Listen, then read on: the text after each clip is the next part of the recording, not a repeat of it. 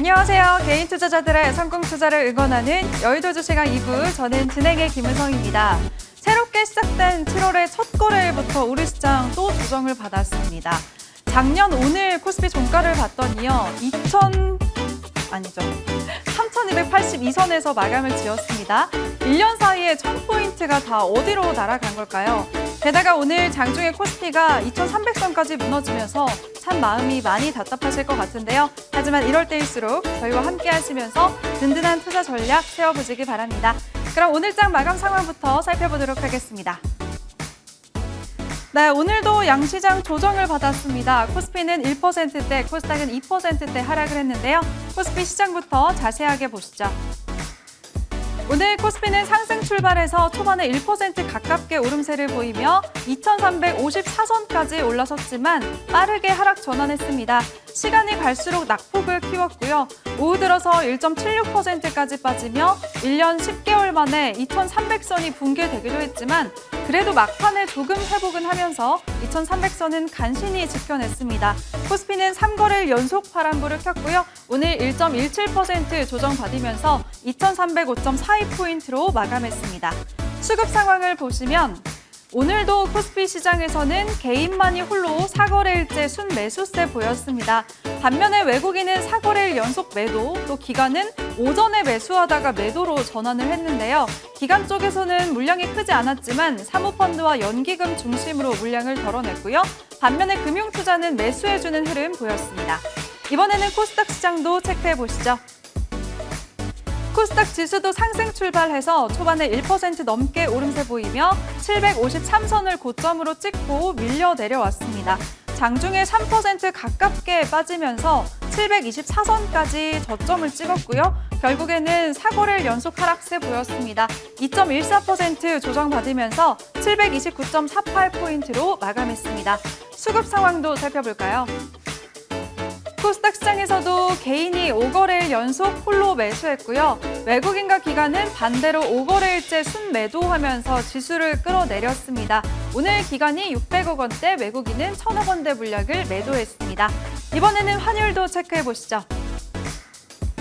간밤 미국에서 발표된 물가 지표가 예상치를 하회하면서 글로벌 달러화가 약세를 보였습니다. 원달러 환율은 1.1원 소폭 내리면서 1,297.3원에 마감 지었습니다.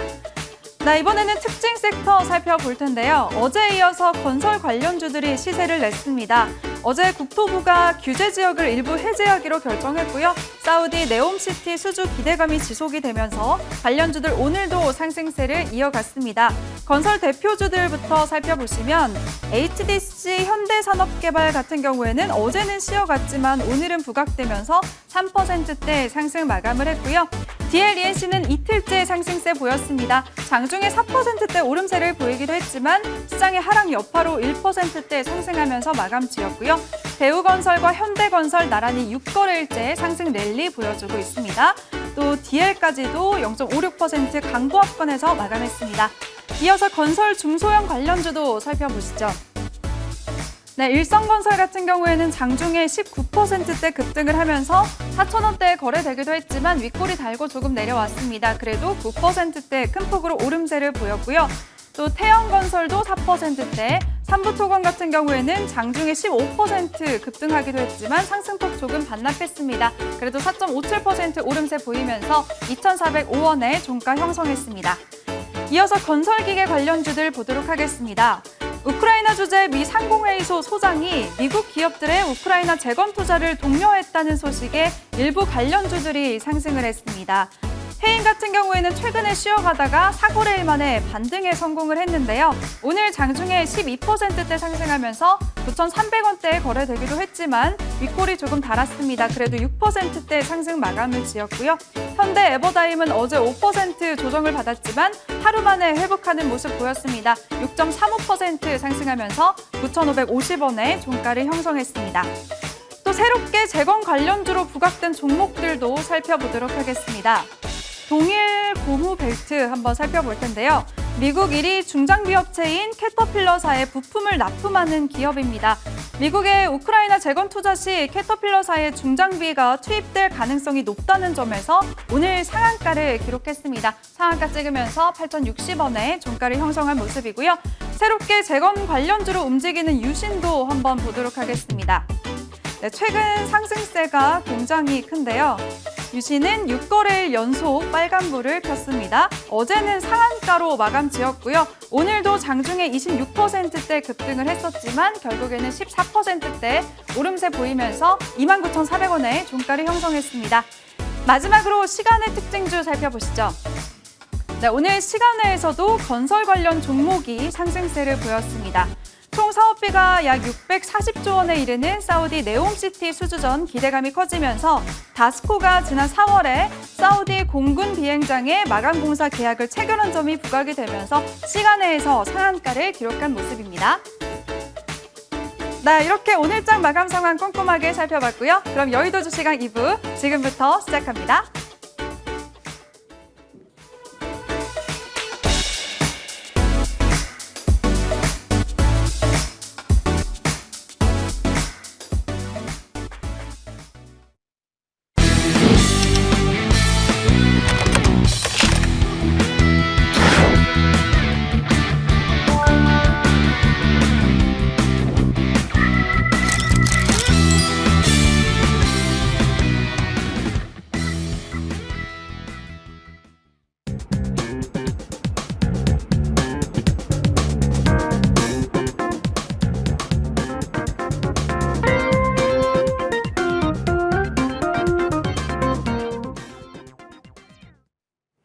네, 오늘은 이분들과 한 주 마무리하도록 하겠습니다. 스터디 최명성, 나영호 위원 자리하셨습니다. 안녕하세요. 네, 반갑습니다.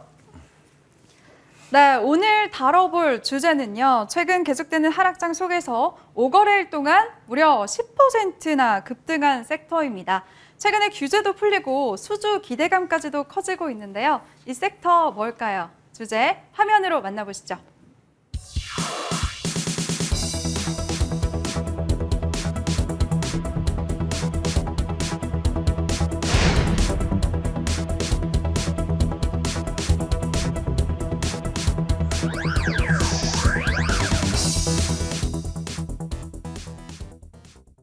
네, 오늘의 주제 섹터 바로 건설주입니다.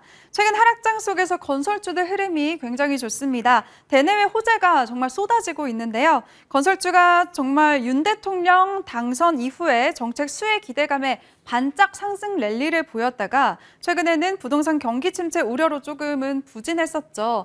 이러지도 저러지도 못한다, 이런 계륵이라는 오명을 벗어낼 수 있을지, 그렇다면 어떤 종목을 좀 포트에 담아두면 좋을지까지 오늘 자세하게 투자 전략 세워보도록 하겠습니다. 네, 먼저 건설주와 관련한 호재들부터 살펴보도록 할 텐데요. 스터디 위원님. 네, 일단 시장이 너무 안 좋잖아요. 계속 조정을 받아서 너무 속상한데 그것도 시총 상위주들이 참 힘을 못 쓰고 상위주들에서 악재가 많기 때문에 더 지수가 눌리는 것 같거든요. 네. 위원님은 어떻게 보셨나요? 자, 오늘 시장을 보게 되면 안타깝게도 좀 밀리고 있거든요. 그래서 지금 이번 주 후반에 오면서 증시가 악재들이, 큰 악재들이 많이 나타나요. 특히 대형주 위주로 악재가 나타나는데 현대기아차가 독일에서 검찰 압수수색이 됐다는 등 그런 악재가 하나 나와 있고, 또 LG 에너지 솔루션 같은 종목들이 미국 배터리 공장을 재검토하겠다, 이런 얘기들이 나오면서 2차 전지 관련 부품주들이 급락하는 그런 모습을 장치가 나오고 있습니다. 이와 같은 악재를 가지고 외국인들이 공매도를 때리는 그런 공매도 기승현상이 나오고 있는, 공매도 매도 기승현상이 나오는 그런 모습이 나오면서 시장이 계속적으로 밀리는 그런 모습을 장치가 나오고 있는데요. 오늘 다행스럽게도 금융감독기관에서 증권사의 신용융자 담보 비율 유지 의무 해제를 했기 때문에 월요일날 좀 시장을 버텨보는 그런 기대를 좀 해볼 수가 있습니다. 그런 말씀을 드리고, 중요한 것은 이런 악재가 있으면서 시장이 빠진데도 시장 흐름을 보게 되면 주가가 재료만 있으면 굉장히 잘 움직이거든요. 그러니까 여러분들이 어려운 난국에서 우리가 헤쳐나가는 방법은 재료 있는 종목들, 움직이는 종목들 중심으로 섹터를 잡아서 매매를 하시면 그래도 이 난국을 이어가는 데 도움이 되지 않겠나, 이런 말씀을 드리고요. 다음 주도 시장은 큰 변화는 없을 거라고 봅니다. 이런 흐름에서. 그래서 일단 이런 시장에 우리가 대응을 잘 하려면 종목을 잘 보고 매매를 잘 하는 것이 가장 포인트입니다. 그런 말씀을 드리고요. 그다음에 건설주에 최근에 와서 좀 재료가 쏟아집니다. 건설주 같은 경우에는 일단 사우디 관련한 얘기가 하나 있고요. 그다음에 우크라이나 재건 관련 부동산 규제 하나 이런 세 가지가 있는데요. 일단 사우디 같은 경우에는 그동안에 이제 사우디 하게 되면 우리가 석유 나라 이렇게 인식되지 않습니까? 근데 앞으로는 첨단 제조업 중심으로 전환하기 위해서 새로운 미래 신도시를 만드는데 서울에 약 44회 정도는 큰 규모로 646조 규모의 대량 신도시를 건설하는데 거기에 따른 수준에 따른 얘기가 나오면서 히림 같은 종목들이 연이틀 폭등하는 그런 모습 장치가 나와 있습니다. 그래서 이 건설주는 상당히 우리가 관심 둘 필요가 있고요.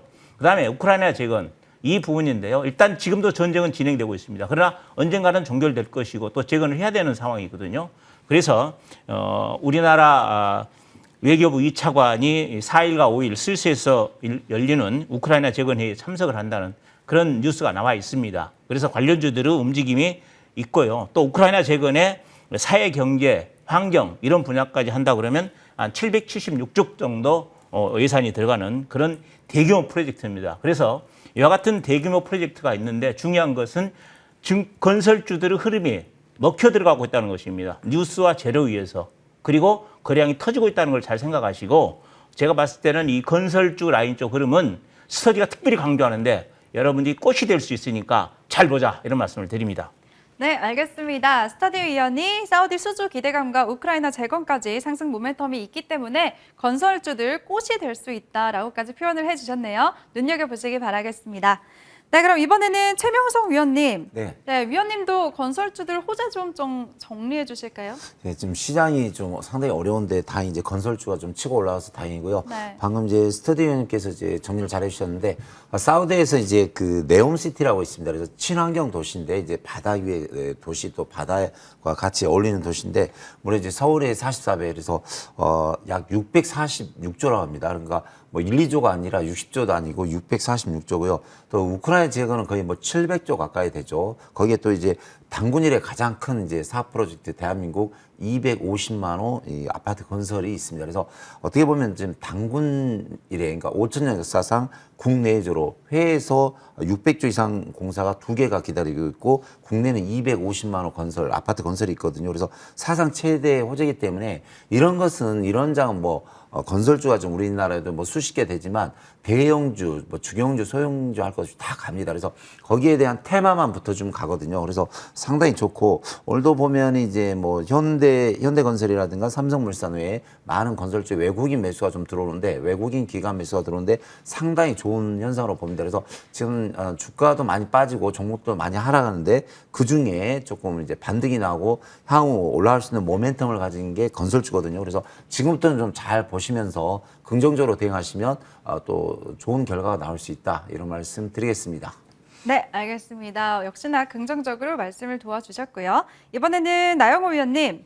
네, 건설주가 사실은 저도 참 흐름이 재미없다고 생각을 했는데 최근에 이렇게 올라오는 걸 보고 개인 투자자분들도 나도 한번 진입해볼까 하시는 분들 많으실 것 같거든요.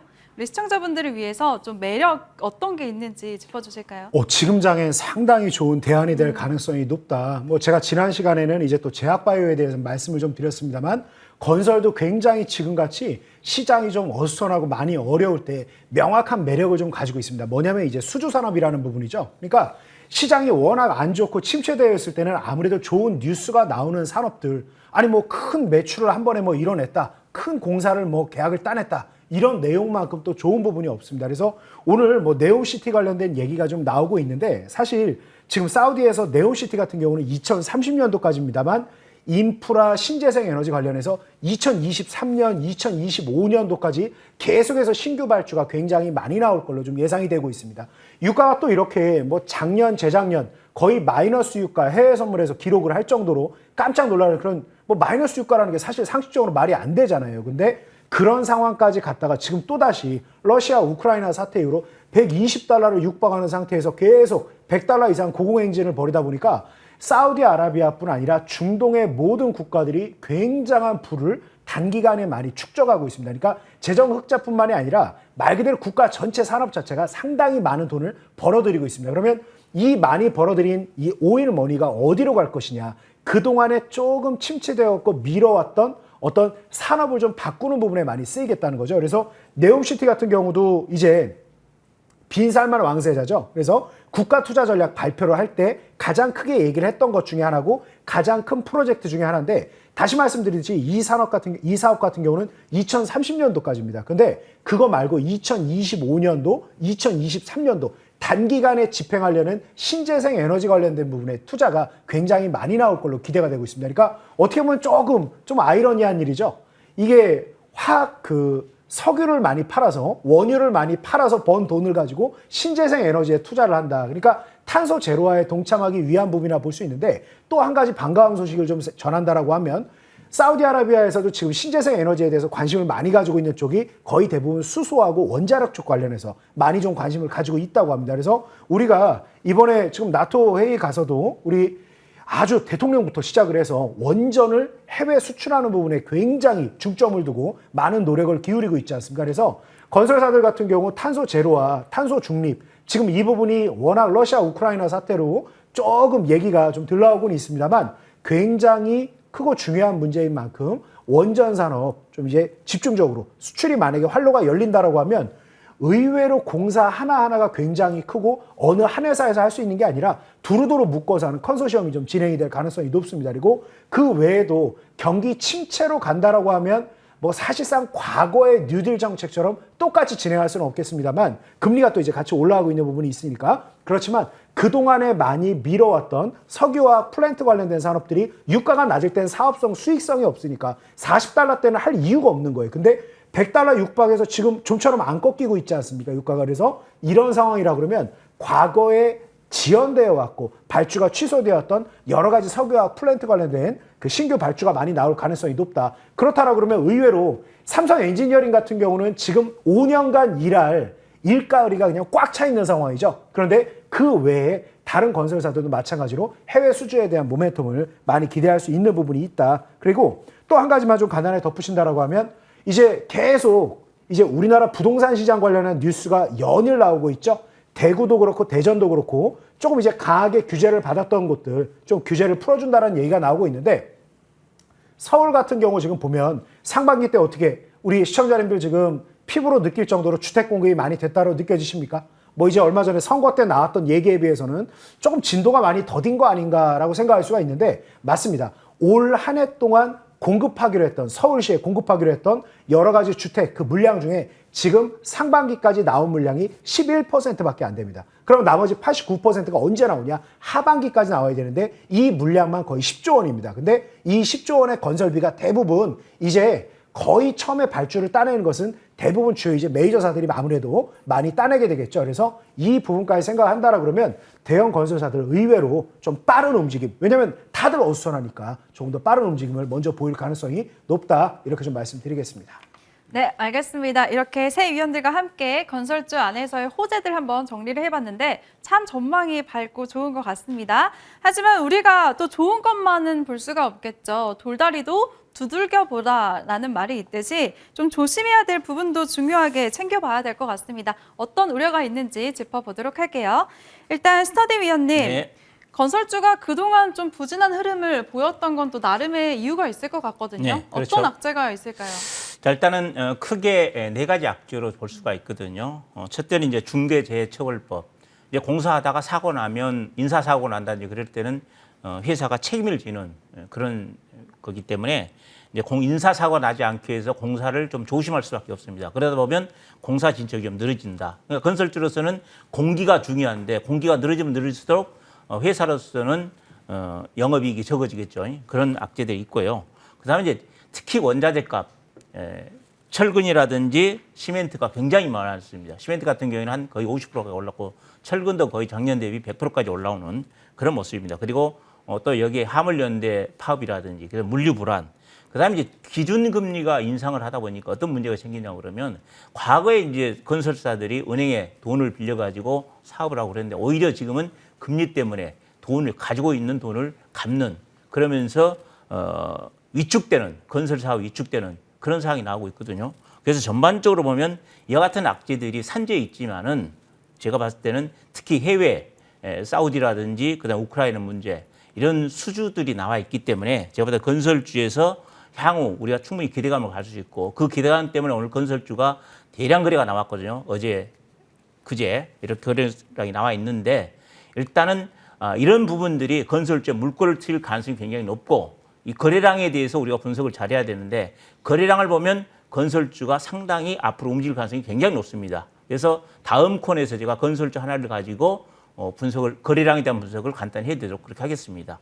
네, 알겠습니다. 이번에는 스터디 위원이 건설주 중요 악재 4가지를 자세하게 짚어주셨으니까요. 참고하시고 대응하시기 바라겠습니다. 이번에는 최명성 위원님. 네네. 네, 건설주 접근하실 우리 시청자분들을 위해서 어떤 거 좀 조심하라고 말씀해 주실 거 있을까요? 그래서 저는 이제 조심할 게 별로 없다고 생각합니다. 왜냐면 네. 조심할 게 비해서 너무 많은 호재가 터졌거든요. 그래서 이제 말은 지금 원자재 값이 인상됐고 뭐 파업도 있지만 원자재 값 인상된 건 어쩔 수 없어요. 그러니까 예를 들어서 우리가 쌀값이 인상됐다든가 밀가루가 인상돼서 라면값이 올랐다고 그거 안 사 먹을 수가 없죠. 또 이제 서울시 옛날 땅값도 뭐 평당 100만 원짜리가 지금 뭐 1,000만 원, 3,000만 원, 8,100까지 갔는데 거기에 건설 안 합니까? 당연히 하죠. 그래서 지금 이제 제가 말씀드리지만 지금은 이제 뭐 1조, 10조 사업이 아니라 사우디 친환경 도시가 640조, 또 우크라이나 재건 관련주가 700조, 또 대한민국 이거 250만 원 아파트 건설이 수백 조거든요. 그러니까 단군 이래 5,000년 역사상 이렇게 큰 먹잇감, 그러니까 큰 건설 돈을 쌓아지고 건설이 계속 수요가 들어오는데 뭐 원자재 값이 인상됐다고 파업을 할 수 없죠. 또 그래서 그래도 자세히 보면 우리 한국이 참 재밌는 게 저도 한 4, 50년 동안 이제 한국의 파업 역사를 쭉 보면 예전에는 상당히 좀 심각하고 좀 힘들었고 또 비극도 있었는데 요즘 참 재밌는 현상이 딱 파업 1시간 전에 항상 타협을 합니다. 보면은 항상 이제 정부, 사용자, 노동자가 또 뭐 약속이라는 뜻이 이번에도 보십시오. 뭐 택시 파업, 또 서울시 버스 파업 보면 1시간 전에 극적 타업, 뭐 3시간 전에 극적 타업인데 항상 다 어느 정도 양보를 합니다. 왜냐면 파업이 돼버리면 전 국민이 마비가 되잖아요. 손해가 되기 때문에 어느 정도 다 양보를 하거든요. 그래서 저는 이번에 뭐 원자재 값 인상된 부분도 있고 파업도 되지만 워낙 큰 이제 수백조 사업이 3개나 있기 때문에 저는 뭐 원만한 타협이 잘 되리라 생각하고 있습니다. 네, 알겠습니다. 최명성 의원이 이번에는 건설주들 악재보다는 호재가 굉장히 더 많다라고 정리해 주셨습니다. 그럼 이번에는 나영호 의원님. 네, 사실 건설주 하면은 대표적인 경기 민감주잖아요. 요즘에 원자재 가격이 이렇게 급등하는 게 좀 악재가 될 것 같은데 어떻게 보세요? 근데 의외로 제가 이 자료를 워낙 많은 자료를 보니까 어느 회사 건지 지금 정확히 기억이 지금 안 나는데 지금 이제 건축비가 많이 증가하고 있지 않습니까? 말 그대로 원자재도 올라가고 인건비도 좀 올라가고 뭐 여러 부분이 좀 어려움이 있으니까 아무래도 매출은 좀 증가해도 영업이익의 질적인 측면이 많이 악화되진 않을까 이런 우려가 많습니다. 지금 자료 나오다시피 건설 자재가 거의 한 2배 가까이 올라온 부분이 많이 있단 말이에요. 근데 참 이게 그 건설 원가에 차지하는 부분이 의외로 생각만큼 크지 않습니다. 그래서 제가 그 보고서를 지금 보고서 오늘 좀 소개를 해드리려고 그랬는데 지금 못 찾겠습니다. 그래서 간단하게 좀 요약을 해드린다라 그러면 의외로 그 건설 원자재 가격이 차지하는 비중이 생각보다 크지가 않아서 영업이익의 질적인 측면을 훼손할 부분이 많지가 않고 그리고 지금 문제가 뭐냐면 이제 정비 사업 자체에도 조금 속도를 내야 되지 않습니까? 그래서 민간 기업들도 많이 좀 유입을 시켜가지고 빨리빨리 250만 원 공급에 대해서 질이 좀 일사천리로 진행이 돼야 되는데 조금 이 분양가 상한제 자체가 기업 입장에서 썩 달갑지가 않단 말입니다. 그래서 과거에는 조금 이제 불과 얼마 전까지만 하더라도 분양가 상한제에 대해서 굉장히 강경한 입장을 고수했던 부분을 지금은 조금 이제 뭐 창호 유리 가격이라든가 강화 합판이라든가 이제 마루라든가 제법 이게 그 내부 마감재 중에서 가격이 상당히 좀 많이 나가는 부분들이 있죠. 이런 부분들에 대해서 이제 조금 조정 가격 나온 부분을 현실화해서 좀 반영되는 거 아니냐. 그래서 업계의 고충과 이야기를 그러니까 조금 친기업적인 방향으로 좀 정책이 바뀌려는 시도가 많이 나오고 있습니다. 그러니까 과거에는 좀 전혀 반영이 되지 않았던 당연히 이제 뭐가 있습니까? 재건축이라든가 재정비를 하려고 그러면 당연히 살던 사람들 중에서 뭔가 좀 보상금을 요구하는 것도 있고 명도 관련해서 굉장히 또 어수선하고 불편한 일도 일어나는 게 사실이지 않습니까? 근데 과거에는 이 분양가 상한제 왜 이렇게 오늘 발음이 안 되나요? 분양가 상한제에 명도 소송이라든가 이런 이주비, 대출이자 이런 거에 대해서 전혀 지급이 되지가 않았습니다. 근데 이런 부분까지도 좀 포함을 한다라고 하면 오히려 기업들 입장에서는, 건설사 입장에서는 영업이익의 질적인 측면이 오히려 더 개선될 가능성이 높다. 그리고 이 이익의 질적인 측면도 물론 중요하겠지만 오늘 나왔던 여러 가지 그 사우디아라비아 관련된 부분도 그렇고 일단은 매출 자체가 굉장히 커질 가능성이 높다. 앞서 말씀드렸듯이 서울시 공급하기로 한 올 한 해 동안 공급 물량의 11%밖에 지금 공급이 안 됐어요. 그럼 89%는 어떻게 해야 되냐? 하반기에 나와야 되는데 오늘 7월 1일이네요. 그러니까 이제 남은 기간 동안 상반기에 11%밖에 안 나온 거에 거의 7배 이상의 자금이 집행이 돼야 된다는 겁니다. 그래서 이 자체만 해도 10조 원이니까 굉장히 좀 이제 가뭄에 아주 단가운 단비가 될 가능성이 높다. 그래서 건설주들 지금 상당히 좀 좋은 시기다. 이렇게 말씀드리고 싶습니다. 네, 좋습니다. 나영호 의원은 원자재값 상승이 건설기업 실적에 미치는 영향이 그렇게 크지는 않을 것 같다라고 말씀해 주셨으니까요. 참고하시길 바라겠습니다. 이렇게 건설주들의 호재도 살펴보고 체크사항까지도 살펴봤는데요. 그럼 이번에는 우리 개인 투자자분들이 가장 궁금해하실 위원들의 최선호주 알아보도록 하겠습니다. 먼저 스터디 위원님, 일단 건설주가 이런 계륵의 오명에서 벗어날 수 있을까요? 저는 해외 수주 기대감으로 네. 가능성이 있다라고 봅니다. 네. 그래서 일단은 제가 차트를 보면서 거래량이라든지 이런 부분을 좀 설명을 드리겠는데요. 히림이라는 종목을 보겠습니다. 자, 히림은 건설 관련 설계회사거든요. 그렇게 여러분들이 한마디로 정리해 드리면 될 것 같고요. 지금 사우디 관련 건설 수주 공사 얘기가 나오면서 지금 상한가 이후에 거의 이상 가까운 주가 급등이 나와 있는데요. 지금 보면 거래량이 굉장히 급등했습니다. 두 번째 날 거래량이 3천만 주 가까운 거래량이 나왔는데 이 종목의 상장 주식수는 1,300만 주거든요. 그런데 이 거래량이 벌써 3천만 주가 나왔다는 것은 뭔가 큰 흐름이 있다는 얘기입니다. 그렇게 보셔야 됩니다. 이 거래량을. 왜 그렇게 봐야 되느냐? 일단은 상한가 들어온 이후에 그 다음날 대량 거래가 나왔는데 이것을 대량 거래가 파는 거래량이 아니거든요. 제가 보는 관점은. 만약에 이걸 파는 거래량으로 했다면 오늘 주가가 안 움직이거든요. 그래서 주가가 밀릴 수밖에 없는 것이죠. 근데 안 밀리고 있다는 얘기입니다. 그래서 일단 물론 당장은 안 밀리지만은 조금 하루 이틀 지나면 또 예상을 뒤엎고 조정을 들어올 수 있겠지만은 궁극적으로는 만 원대리 이상을 가는 그런 주가 흐름들이 분명히 나온다. 조정 이후에 이렇게 봅니다. 특히 이 거래량의 중요한 그런 말씀을 드리고요. 그다음에 제가 봤을 때는 원전주보다는 훨씬 낫다. 왜? 원전주는 제가 보는 관점에서는 확실한 물량이 들어오지는 안 하고 있다. 원전주 차트를 잠깐 보게 되면요. 한전기술 같은 종목들 보면 거래량이 없다는 얘기입니다. 기대감만 있었지 들어오는 돈이 없다는 얘기요. 그러나 건설주는 기대감보다 돈이 더 많이 들어와 있는 것이다. 따라서 이런 종목들은 크게 움직일 가능성이 굉장히 높다. 그래서 건설주에 여러분들이 관심을 둬라 이런 말씀을 드립니다. 네, 알겠습니다. 스터디 위원이 거래량이 굉장히 중요하다고 계속 강조를 해주셨습니다. 그 측면에서 앞으로 상승 여력이 굉장히 많이 남아있다. 원자력 발전 관련주보다도 건설 쪽 섹터가 더 좋을 것 같다라는 힌트까지 주셨으니까요. 잘 참고하시기 바라겠습니다. 네, 그럼 이번에는 최병성 위원님. 네네. 네, 건설주 안에서 위원님의 최선호주는 뭘까요? 건설주의 가장 큰 형님을 좀 설명하고 싶습니다. 그래서 네. 우리나라 건설하면 뭐 현대건설이죠. 그래서 예전에 뭐 정주영 신화에서 뭐 정주영 건설, 뭐 현대건설인데 우리나라의 건설업계의 큰 형님이라고 볼 수 있을 것 같습니다. 그래서 현대건설이 이제 토목이나 건축, 주택, 또 플랜트 사업에 앞서가고 또 해외 수출도 많이 하죠. 또 우리나라 최초로 그 원전 4개를 수준했는데 성공적으로 했기 때문에 원전에도 상당한 기술력을 가지고 있습니다.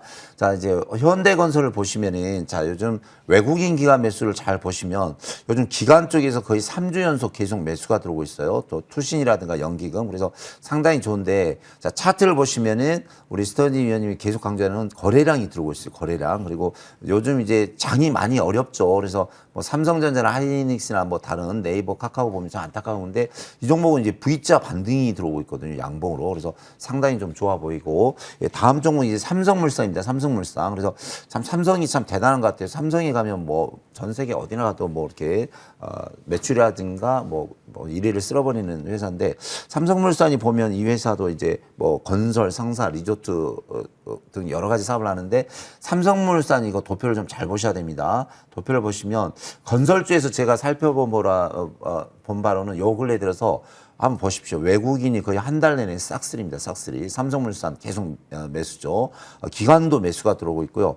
요즘 뭐 연기금도 그렇게 매수를 별로 안 했는데 연기금도 한 달 내내 싹쓸이 매수죠. 그래서 보시면 삼성물산은 외국인, 기관, 뭐 투신, 연기금이 한 달 내내 매수하는데 자, 차트를 보시면은 모든 이평선을 뚫고 강하게 가고 있습니다. 강하게. 그래서 거래량을 뚫고 모든 이평선을 뚫었다는 건 이제 모든 물량이 뭐 매집이 끝났다는 거겠죠. 이런 종목은 언제까지 갈지 저도 잘 모르겠어요. 그래서 이런 종목 보면 전고점까지 가는 경우가 많거든요. 한 13만 5천에서 14만 원이 보입니다. 그래서 우리나라에서 가장 큰 형님께 여긴 현대건설하고 삼성물산을 보면서 대응하시면 또 나름대로 좋은 수익이 나올 수 있다. 이런 말씀 드리겠습니다. 네, 알겠습니다. 우리 최명석 위원은 건설주 안에서도 현대건설, 삼성물산 같은 경우에는 수급 상황이 워낙에 좋기 때문에 전고점까지도 갈 수 있을 것 같다라고 말씀해 주셨네요. 꼭 참고하시기 바라겠습니다.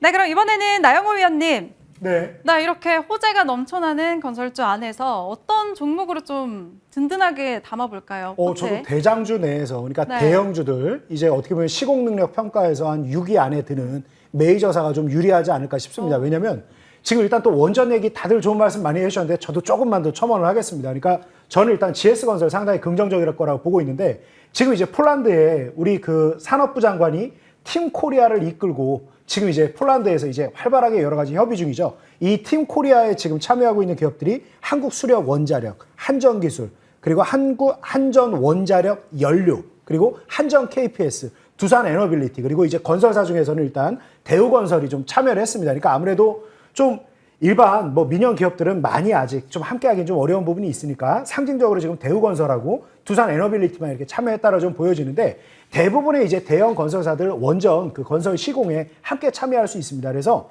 지금 이제 물꼬를 트고 있을 가능성이 굉장히 높고 벌써 이제 MOU 얘기가 나오는 부분이 많이 있지 않습니까? 거기에다 이번에 뭐 나토 회의를 통해서 아마 우리 시청자님들 뉴스를 통해서 많이 보셨을 겁니다. 그러니까 뭐 우리가 정치 얘기를 하자는 건 아니지만 이번에 우리 윤석열 대통령이 폴란드 대통령에게 원자력 홍보 책자를 건네면서 좀 우리나라의 원자력에 대한 우수성을 설명을 하는 모습까지 나왔죠. 그러니까 상당히 파격적인 모습이죠. 보통 이제 조금 뭐 이제 그런 부분들은 뭐 이제 수석급 이하에서 실무회담에서 많이 나올 수 있는데 어떻게 보면 대통령이 그렇게까지 강력한 의지를 가지고 있다는 측면입니다. 그래서 그거에 비해서 지금 주가는 거의 움직이지 않고 있습니다. 그러니까 워낙 시장이 많이 밀리고 있고 프로그램의 매물 압박에 시달리고 있는 측면이 많이 있다 보니까 대형 건설사들 역시 마찬가지로 힘을 좀 못 받고 있는 부분이 있는데 의외로 이게 지금 원전 하나 둘 터지기 시작하면 벌써 뭐 이제 추측성이긴 합니다. 그래서 제가 뭐 이 자리에서 말하지는 않겠지만 추측성이긴 합니다만 원전 수요가 워낙 지금 많이 늘어나고 있는데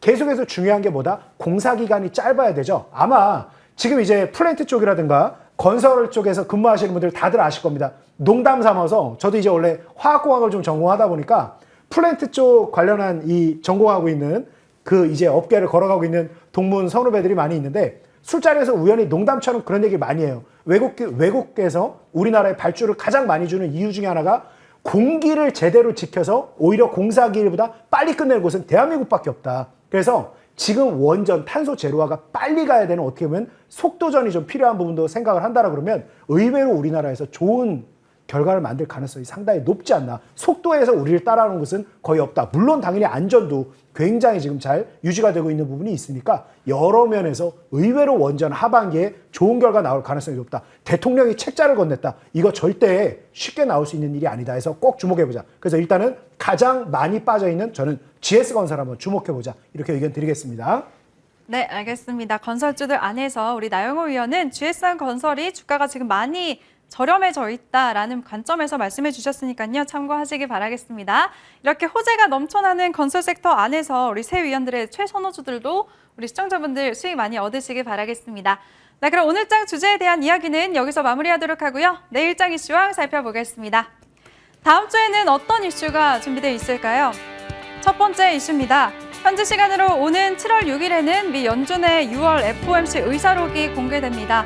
28년 만에 0.75%포인트 금리 인상을 단행한 연준이 다음 회의에서도 자이언트 스텝을 단행할 가능성이 큰데요. 어떤 의견들이 오갔는지 의사록도 확인하시죠. 두 번째 이슈 보겠습니다.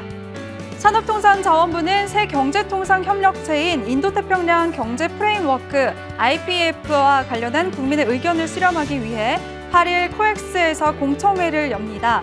IPEF 추진 경과 및 기대 효과에 대한 주제 발표와 함께 다양한 이해관계자의 의견을 청취할 계획이라고 합니다. 잘 지켜보시죠. 세 번째 이슈 보도록 하겠습니다. 수소 관련 민간 협의체 코리아 H2 비즈니스 서밋이 인베스터 데이를 진행합니다. 다음 달 6일부터 7일까지 개최하고 수소 펀드를 출범식할 예정인데요. 현대차그룹, SK그룹 등 17개 국내 회원사와 해외 에너지 기업들이 참석해서 한국 수소 사업의 현황과 비전을 논의할 예정이라고 합니다. 결과도 지켜보시죠. 마지막 이슈입니다. 7월 7일 삼성전자를 시작으로 2분기 실적 시즌이 시작됩니다. 증권사에서는 삼성전자가 2분기 시장 컨센서스를 밑도는 실적을 내놓을 것으로 전망을 하고 있는데요. 경기 둔화가 더해지고 있는 가운데 IT 수요 부진 우려감이 커지는 모습입니다. 결과도 확인해 보시죠. 이상 다음 주 이슈왕이었습니다.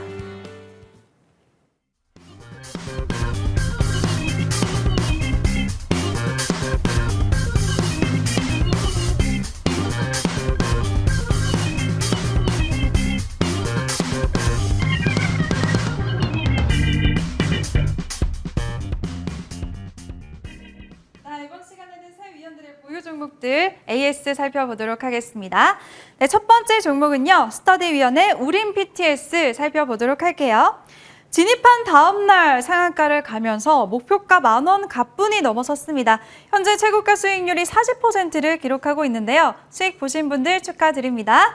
위원님. 네. 네, 근데 오늘도 장중에 11% 이렇게 올랐던 거 보니까 너무 좋은데 수익 실현을 지금 해볼까요? 아니면 어떻게 자, 이 종목 같은 경우는 이제 월요일 날 장에서 가장 변곡점이 될 수가 있습니다. 그래서 월요일 날 장에서 만약에 못 움직인다 그러면 마무리하는 그런 매매 전략을 펼치는데 이 종목에서 여러분께 제가 이 종목을 추천했던 배경을 잠깐 말씀을 드리면 이 종목 같은 경우에는 풍력 그리고 중장비 부품 관련 그다음에 삼성 M&A 관련 이런 재료들이 나오면서 주가가 움직였는데 제가 이 종목을 여러분께 다시 한번 설명을 드린 이유는 거래량에 대한 얘기를 하려고 그러거든요.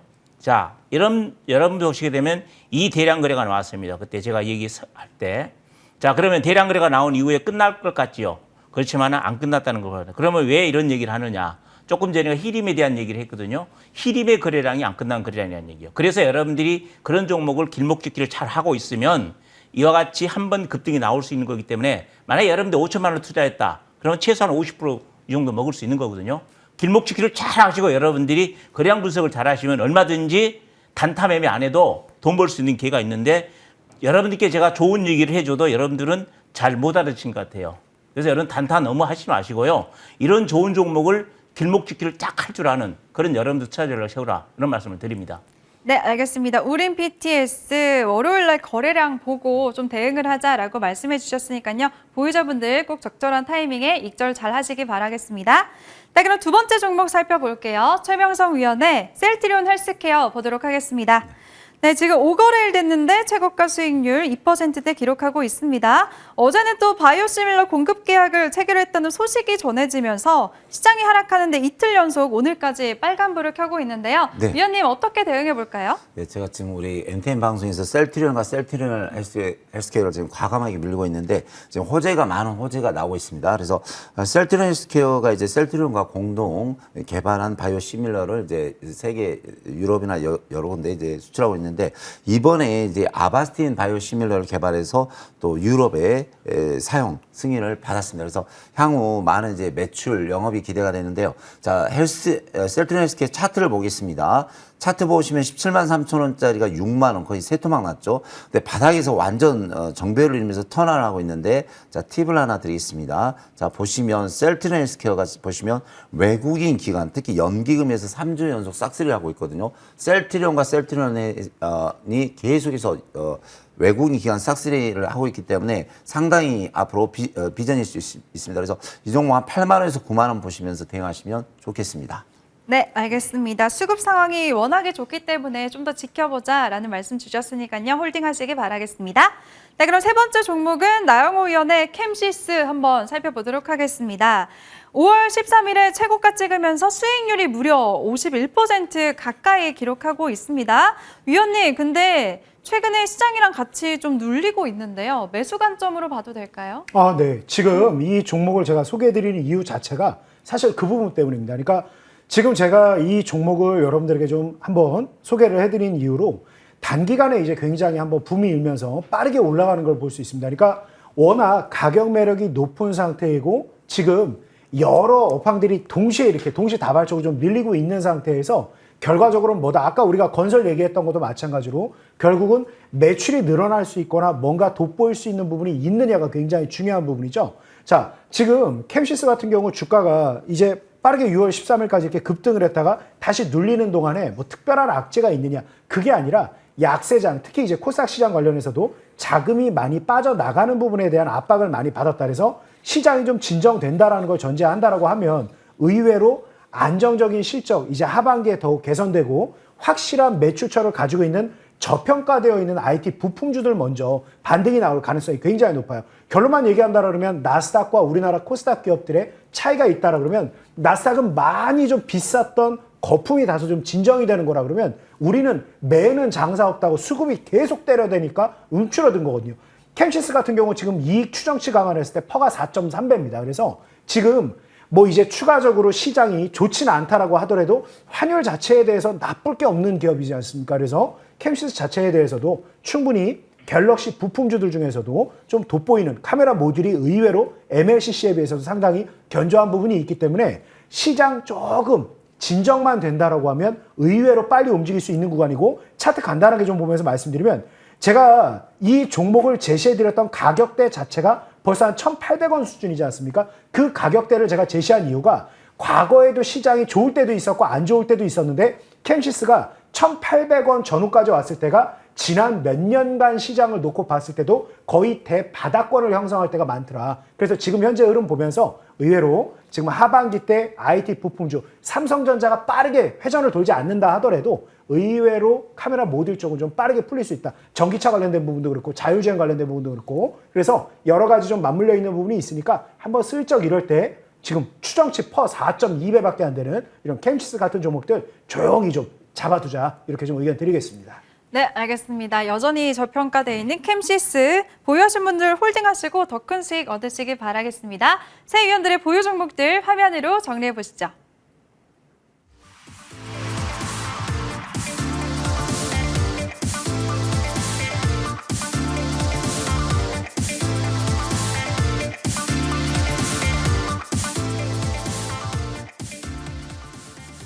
네, 이번 시간에는 새 위원들의 새로운 종목들 알아보도록 할 텐데요. 먼저 스터디 위원님. 네. 어떤 종목이 좀 거래량이 좀 많이 나오나요?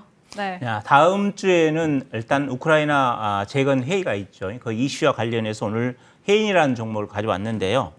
이 해인은 건설 중장비 부품업체거든요. 그래서 우크라이나 재건주로 포함됐던 종목인데 지난 그 5월 달에 한번 이슈화가 되면서 급등이 나왔던 종목입니다. 차트를 보겠습니다.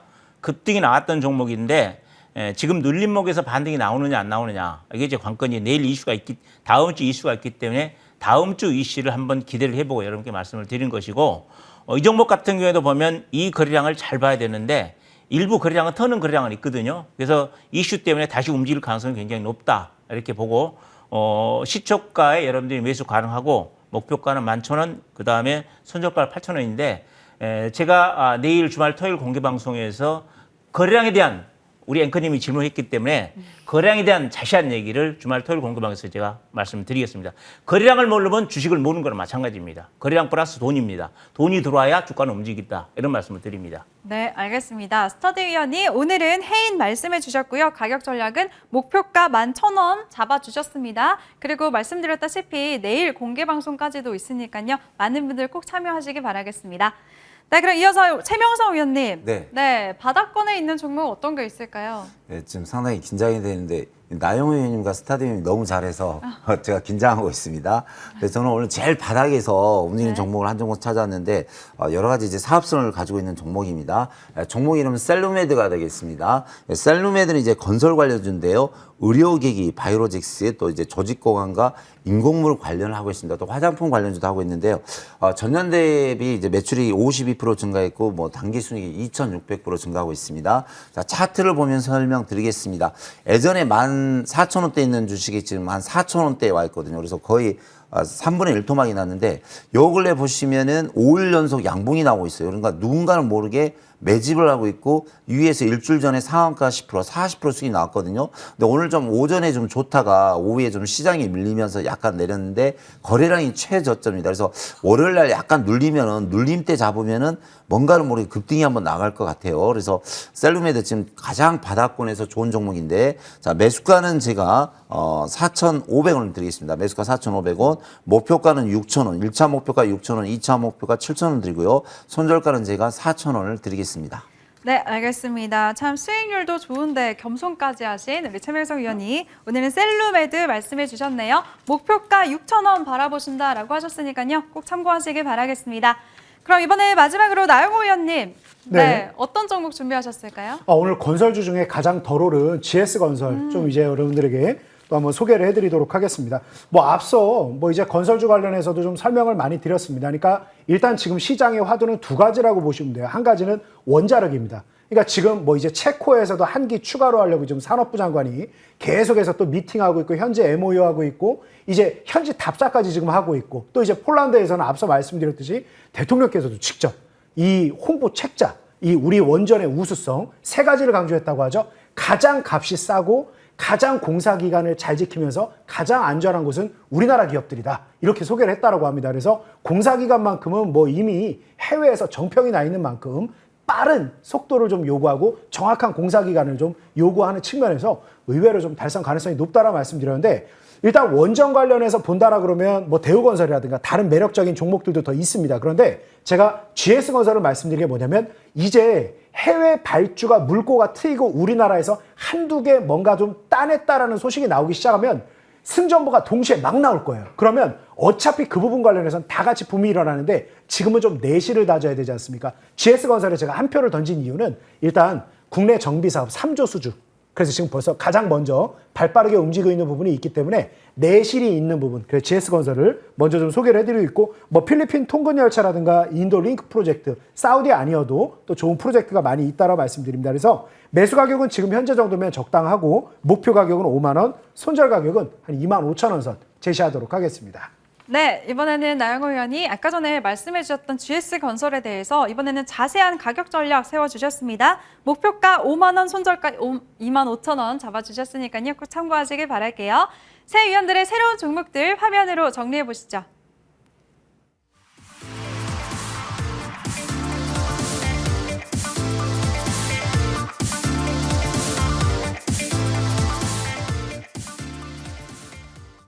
네, 오늘은 나영호 위원의 무료 공개 방송이 준비되어 있습니다. 위원님, 소개해 주시죠. 제가 정말 위기에 강합니다. 그리고 그 어느 때보다 오늘 가슴이 설레입니다. 자, 오늘 장중에 2,300이 잠깐 이탈됐습니다. 뭐 물론 이미 주식을 가지고 계신 분들 입장에서는 참 속상할 수 있는데, 아직 뭔가를 더 해볼 수 있는 여력이 있는 분들, 또는 뭔가 이제 더 빠른 기회를 생각하시는 분들에겐 굉장히 설레이는 기회입니다. 오늘 2,300이 일시적으로 이탈된 오늘 야간에 제가 이제 바로 공개방송 진행할 거니까 많이들 오셔서 이 설레이는 기회 꼭 한번 잘 잡아봅시다. 네. 네, 알겠습니다. 참여 방법은요. 포털 검색창에 여의도 주식왕이라고 검색을 하시고 첫 번째 링크 클릭하시면 바로 들어오실 수가 있습니다. 우리 나영호 위원 사진 아래에 있는 버튼만 클릭하시면 되는데요. 잠시 후 11시에 시작할 예정이니까요. 지금부터 많이 입장해 주시기 바랍니다. 네, 현재 상황 미증시 살펴보도록 하겠습니다. 3대 지수 모두 다 강보합권에서 움직이고 있네요. 부디 다음 주에는 우리 시장 반등세가 일어나기를 기대해 보면서 저희는 여기서 인사드리도록 하겠습니다. 시청해 주신 여러분 고맙습니다.